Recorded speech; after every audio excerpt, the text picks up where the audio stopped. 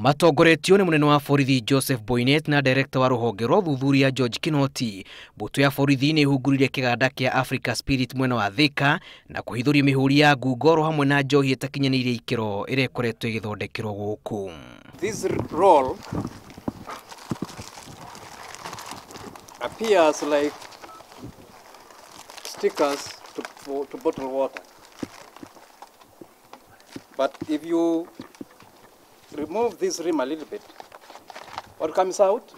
Fair careless stamps. Sasa mkiwaona tafadhali mwambie na watafuta sana.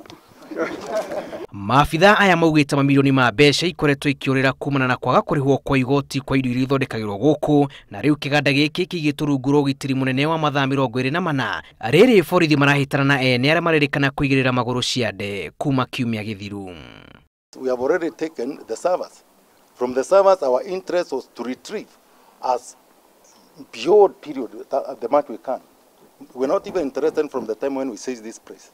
So what I can say is, it's futile for them. It's too late. Kiumia githiru borithi ni mahithuririe mihuuri milioni 21 ya ngungo na makiria ma rita 300 cia njohi yerikanite gukorwo iri njuru hamwe na mitungi ya ethano ira kuratuika ingiarehire muigana wa igoti ria ciringi bilioni 1.2.